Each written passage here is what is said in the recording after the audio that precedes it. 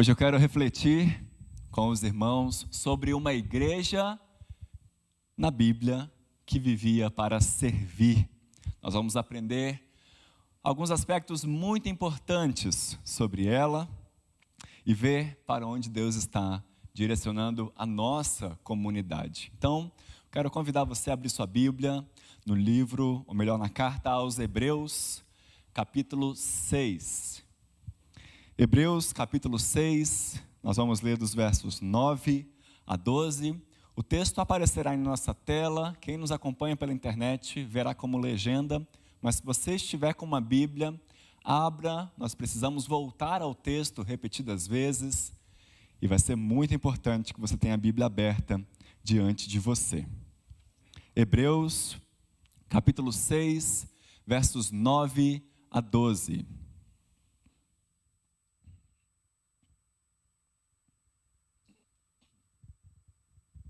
Que o Senhor nos abençoe na leitura e meditação da sua palavra. Amém? Quanto a vós outros, todavia, ó amados, estamos persuadidos das coisas que são melhores e pertencentes à salvação, ainda que falamos desta maneira. Porque Deus não é injusto para ficar esquecido do vosso trabalho e do amor que evidenciastes para com o seu nome, pois servistes e ainda servis aos santos. Desejamos, porém, continue cada um de vós, mostrando até ao fim a mesma diligência para a plena certeza da esperança, para que não vos torneis indolentes, mas imitadores daqueles que pela fé e pela longanimidade herdam as promessas. Vamos orar mais uma vez? Senhor, nós te louvamos e te agradecemos porque temos a oportunidade de livremente nesse país lermos a tua palavra, nos reunirmos com os nossos irmãos para meditarmos juntos nela. E pedimos nesse momento também, Senhor, que a tua palavra entre fundo em nosso coração, nos transforme, nos quebrante e assim nos use para a sua glória e honra. Assim pedimos em nome de Jesus. Amém. Meus irmãos, o livro de Hebreus ocupa um lugar fundamental no Novo Testamento. É nele que nós aprendemos sobre a superioridade de Jesus, a superioridade de Jesus e como tudo o que ele fez é parte do cumprimento de figuras do Antigo Testamento. Lembrem que neste livro, o autor é claramente uma espécie de pastor daquela época, fazendo uma espécie de um grande sermão, incentivando os seus ouvintes a não retornarem para os rudimentos do judaísmo, que ficaram ultrapassados com a vinda de Cristo. Então, os sacrifícios que eram apresentados diariamente no templo, ele vai escrever, não tem valor, porque eles têm que ser apresentados diariamente, então eles não são suficientes para perdoar o pecado do povo. Por isso, nós precisamos de um sacrifício efetivo e suficiente. E esse sacrifício é o próprio Jesus Cristo, que entregou-se a si mesmo na cruz. A figura dos sacerdotes no Antigo Testamento não era mais necessária, porque agora nós temos um sumo sacerdote que está não mais num tabernáculo terrestre, mas no tabernáculo celestial, diante do trono de Deus, intercedendo por nós dia e noite. Esse sumo sacerdote é Jesus Cristo. Aliás, uma das grandes ideias do autor de Hebreus aqui é que esse sumo sacerdote, diferente de todos os outros, se identifica conosco. Jesus se fez carne e passou por cada uma de nossas provações e tentações. Experimentou as lamúrias, experimentou o que é viver como uma de suas criaturas. E por isso, porque ele sabe o que é que nós passamos, o que cada um de nós vivemos, ele tem misericórdia de nós. Ele é capaz de não só ter misericórdia, mas perdoar os nossos pecados e nos socorrer quando precisamos. No meio de todo esse assunto, o autor vai falar sobre algo que é difícil de engolir. Uma situação um pouco triste que acabou de acontecer com aquela igreja, um assunto que é chato de tratar. Tudo indica que houve naquela igreja um grupo de pessoas que apostatou. Pessoas que durante algum tempo estavam envolvidas no seio da comunidade, estavam servindo com todo o propósito, com alegria, chegavam lá todo sábado ou todo domingo, demonstravam sinais de fé, mas ao longo do tempo foram se afastando, foram praticando valores contrários ao cristianismo. Pessoas que não demonstravam arrependimento, que dependiam das suas obras para se sentirem aceitos pelas outras pessoas e por Deus. Pessoas que ignoravam as realidades prometidas da ressurreição e do perdão de pecados, do juízo eterno de Deus. Pessoas que eram o oposto daquilo que nós ouvimos aqui na semana passada pelo pastor Marcelo. Elas até podiam acreditar que foram criados para as boas obras, mas não se importavam com isso. E assim, com o passar do tempo, essas pessoas foram se afastando não só da comunidade de fé, não só da igreja, mas do próprio Deus. E o autor nos dá uma notícia muito triste, bem pesada a respeito dessas pessoas, utilizando uma linguagem muito parecida com a parábola do semeador que Jesus conta aos seus discípulos. O pastor aqui, o apóstolo que escreve a carta aos Hebreus, utiliza a seguinte metáfora: a terra que absorve a chuva deve produzir árvores boas, deve produzir árvores que deem frutos bons, e assim ela receberá bênçãos da parte de Deus. Já a terra que absorve a chuva, mas produz ervas daninhas, produz espinhos e abrolhos, é a expressão que ele utiliza aqui, será queimada. E essas palavras tão fortes, com certeza trouxeram à mente daquela comunidade as pessoas que haviam saído dela. Provavelmente eram pessoas muito queridas, talvez até mesmo líderes daquela comunidade. Essa lembrança naturalmente traria tristeza, desânimo, era algo muito pesado de se ouvir, eles provavelmente ficaram muito perplexos. E talvez os levaria até perguntar: quem será o próximo de nós a nos deixar, a nos trair, a abandonar a fé?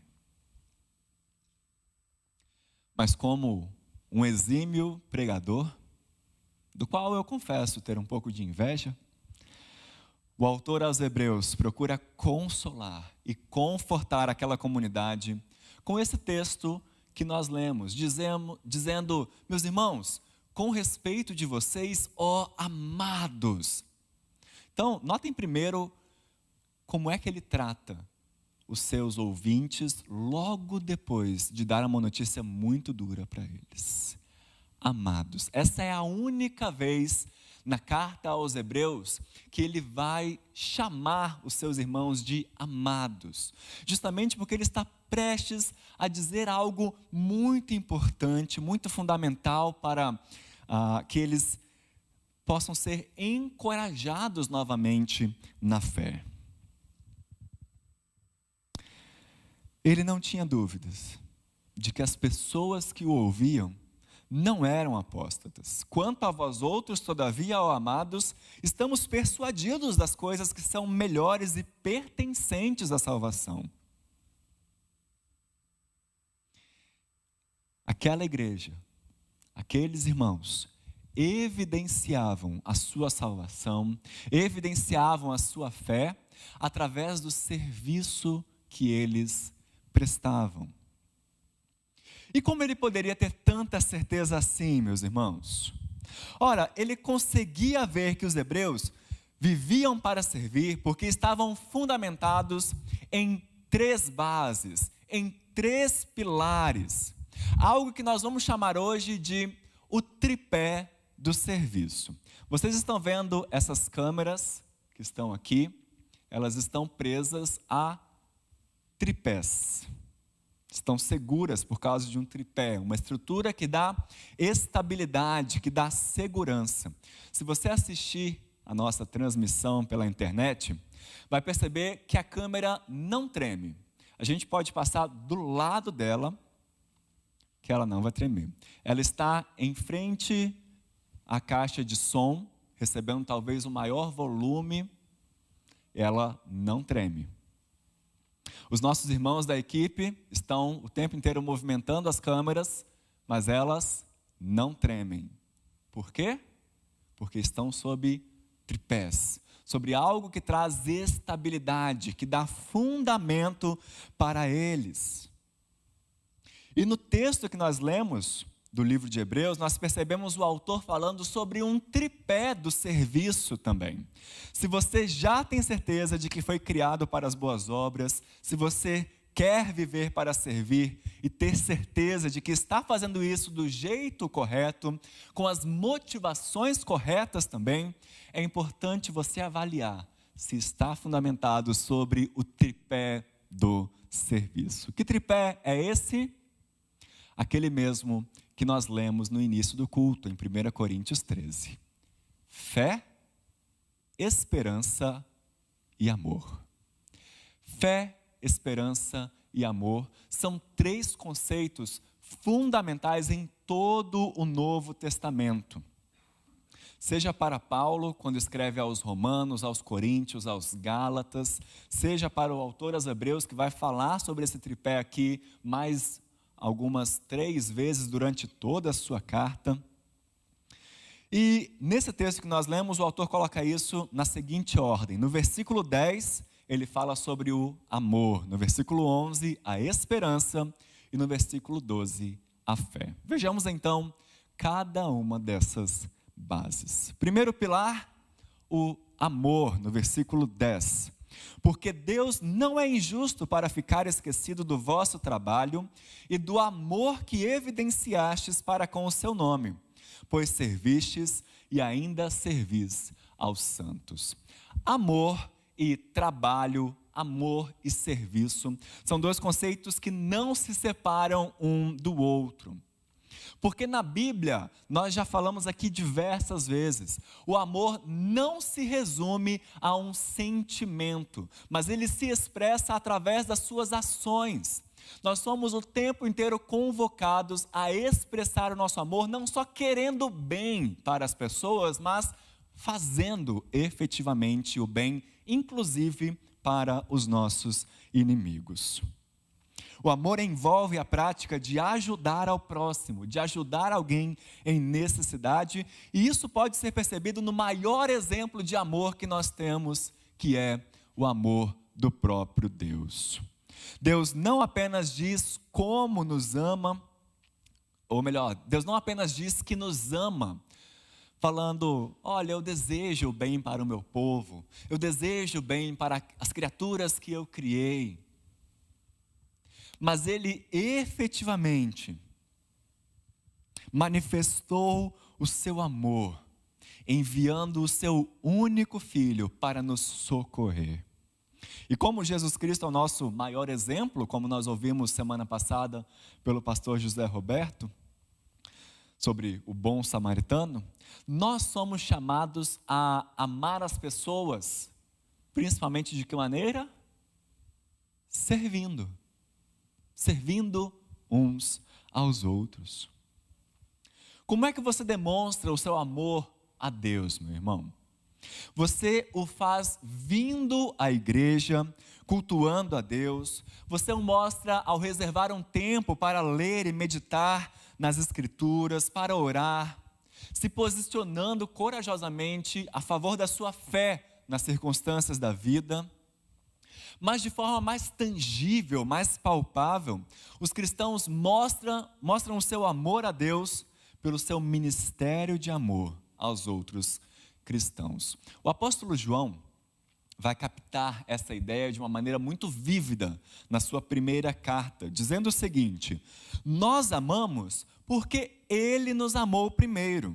Se alguém disser amo a Deus e odiar a seu irmão, é mentiroso, porque aquele que não ama seu irmão a quem vê, não pode amar a Deus a quem não vê. Ora, temos da parte dele este mandamento, que aquele que ama a Deus, ame também a seu irmão. E é por isso que o autor aos Hebreus está ansioso para ver que o seu povo está ocupado em servir um ao outro. Inclusive, a palavra que nós temos aqui para serviço é a mesma que nós utilizamos aqui para os nossos diáconos. Um ministério de diaconia é aquele serviço, é aquele trabalho que se ocupa com as necessidades físicas ou temporais da congregação, da comunidade, como a hospitalidade, a assistência social, a visitação aos enfermos. E essa é uma parte muito importante da vida da igreja e um modo vital pelo qual nós demonstramos o nosso amor a Cristo. É por essa razão que o amor prático demonstrado numa congregação é um ótimo sinal da nossa espiritualidade. Se nós conhecemos Deus e o seu amor por nós, nós respondemos com gratidão e com amor para com Ele. Esse amor vai encontrar uma expressão quando sacrificialmente nós oferecermos algo de nós mesmos para a causa de nossos companheiros cristãos. O segundo pilar é a esperança, aí no verso 11. Desejamos, porém, continue cada um de vós mostrando até ao fim a mesma diligência para a plena certeza da esperança. O autor continua aqui num modo bem caloroso, desejando de uma forma sincera que cada um dos seus ouvintes persevere e se mantenha fiel. Há uma noção de progresso aqui no texto. O autor coloca o seguinte: da mesma maneira que vocês conseguem demonstrar o seu amor servindo uns aos outros, eu peço que vocês procurem demonstrar a sua esperança cada vez mais até o fim. E essa esperança que o autor se refere aqui é uma total confiança em relação às promessas de Deus. Os crentes devem confiar em Deus e em seu Filho Jesus Cristo, assim como aquela geração no deserto foi chamada a confiar em Deus, apesar das suas circunstâncias. E essa confiança deve acontecer e aumentar ao longo da vida, até o fim, o autor diz. Ou seja, até a nossa morte, ou até Cristo voltar. Quando nós fixamos nossa esperança em Deus, essa esperança compreende expectativa, confiança e espera paciente. Mas como será que nós podemos desenvolver isso em nosso dia a dia, meus irmãos? Como é que eu posso fazer com que a minha esperança cresça cada vez mais? O apóstolo Paulo nos dá pelo menos 2 dicas quando nós lemos a carta aos Romanos. A primeira delas é através da palavra de Deus. Ele diz em Romanos 15, versículo 4: pois tudo quanto outrora foi escrito, para o nosso ensino foi escrito, a fim de que pela paciência e pela consolação das Escrituras tenhamos esperança.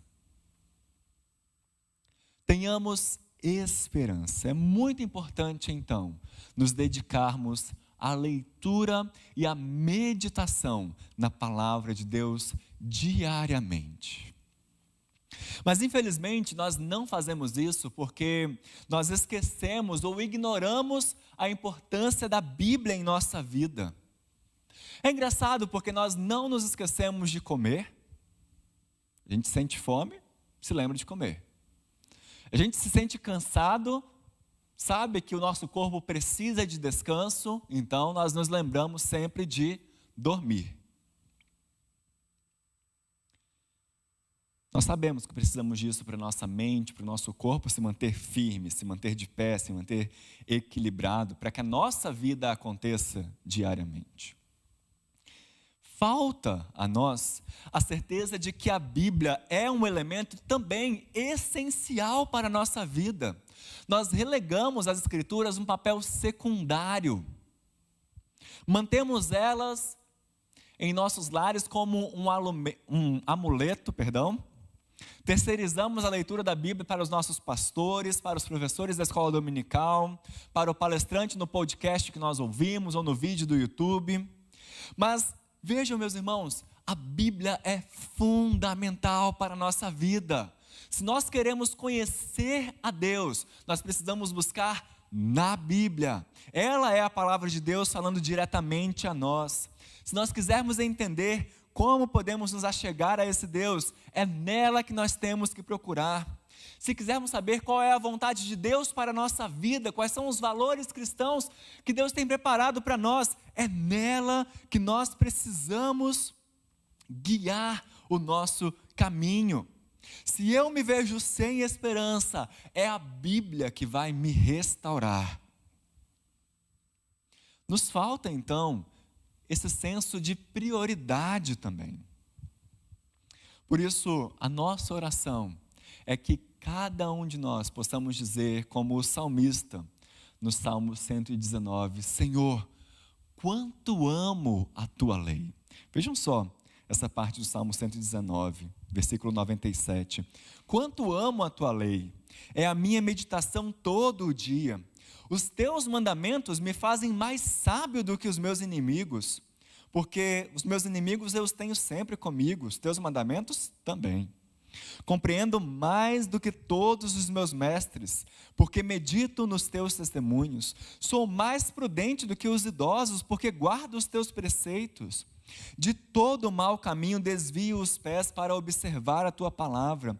Não me aparto dos Teus juízos, pois Tu me ensinas. Quão doces são as Tuas palavras ao meu paladar, mais que o mel à minha boca. Por meio dos Teus preceitos consigo entendimento, por isso detesto todo caminho de falsidade. Lâmpada para os meus pés é a Tua palavra, e luz para o meu caminho. Quer adquirir sabedoria? Quer compreender mais do que todos os seus mestres? Ser muito mais prudente do que você já é? Desviar os seus pés dos maus caminhos? Ser ensinado diretamente pelo Senhor? Conseguir entendimento? Desviar dos caminhos de falsidade? Receber iluminação para a sua vida? É na Bíblia. É a Bíblia que enche a nossa vida de esperança. E é lendo a Bíblia, meditando nessa palavra de Deus, que nós vamos então progredir cada vez mais, desenvolver uma vida de esperança. Mas Paulo também cita uma outra maneira. Ela não é uma alternativa à palavra de Deus, as duas andam juntas. Paulo cita em Romanos 5 que as tribulações da vida nos ajudam a produzir, a progredir em nossa esperança. Romanos 5:3. A tribulação produz perseverança, a perseverança, experiência, e a experiência, esperança. E aqui nós não podemos nos enganar, meus irmãos. De maneira alguma, Paulo está falando que o cristão deve ser algum tipo de sádico, alguém que gosta de sofrer e que fala, nossa, que bom que eu estou sofrendo, obrigado, Senhor. Não. Tanto é que nós oramos quando sofremos.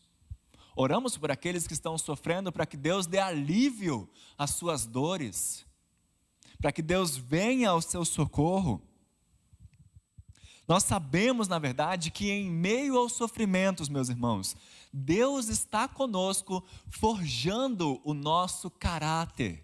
E é justamente quando o nosso caráter é forjado que a nossa esperança aumenta, que nós progredimos nisso. A nossa motivação para servirmos a Deus e uns aos outros deve estar fundamentada, então, primeiro, no amor que temos pelo próprio Deus e, segundo, na esperança das promessas desse Deus.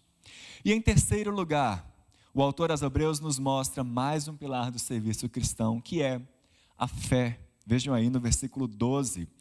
Para que não vos torneis indolentes, preguiçosos, mas imitadores daqueles que pela fé e pela longanimidade herdam as promessas. Para o apóstolo, então, existe um propósito para o qual devemos direcionar a nossa esperança.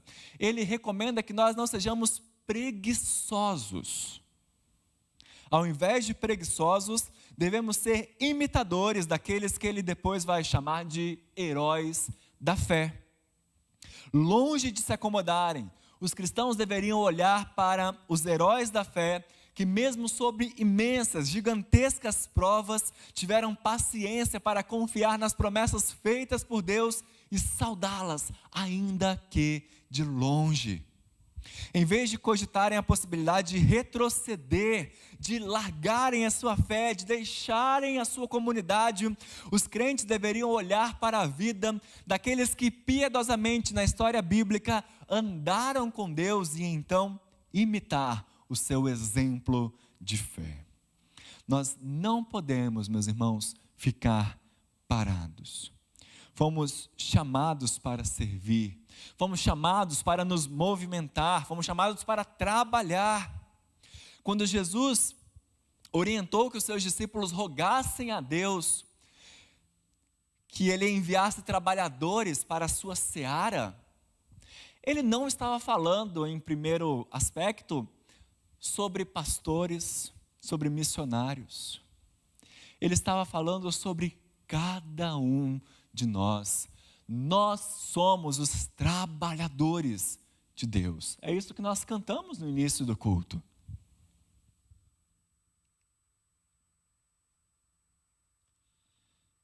Jesus está orando por cada um de nós. Deus quer te usar na sua igreja. Deus quer te usar na sua família. Deus quer te usar no seu serviço. Deus quer te usar na sua escola, na sua faculdade. Assim como Ele usou os personagens bíblicos que pela fé obedeceram a Deus e seguiram o seu caminho servindo, mesmo sem ter alcançado o cumprimento da promessa. O reverendo Hernandes Dias Lopes, em seu comentário a respeito desse texto, nos lembra que a falta de perseverança no serviço atrofia os músculos da alma, produz flacidez espiritual e desemboca em apatia espiritual. Vou ler mais uma vez. A falta de perseverança no serviço atrofia os músculos da alma, produz flacidez espiritual e desemboca em apatia espiritual. Por isso, se queremos ter um propósito de vida, precisamos servir firmados nesse tripé: amor, esperança e fé. Fritz Laubach, um comentarista alemão, vai escrever o seguinte: todas as três manifestações da vida espiritual carecem uma da outra para complementação mútua. Fé sem amor é fé racional, fria e morta. Amor sem fé brota do idealismo humano. Esperança que não está enraizada na comunhão de fé com Cristo e que não deságua na ação de amor que socorre o próximo é especulação egoísta e fanatismo. Por isso, não serve ter somente amor. Não serve ter somente fé. Não serve ter somente esperança. Só serve tendo os três juntos. São eles os nossos pilares para servirmos a Deus. Que Deus nos ajude, meus irmãos, a sempre servirmos com a motivação correta, não para alcançar a salvação, como já vimos aqui, mas porque já fomos alcançados por ela. Não para alcançar o favor das pessoas, mas porque esse é o nosso propósito. Assim, aquilo que nós cantamos no início do culto resume o que nós falamos hoje e nos apresenta justamente esse desafio. No labor, sem cessar, a servir a Jesus, com amor e fé, e com oração, agora com esperança, até que volte o bom Senhor. Deus nos abençoe.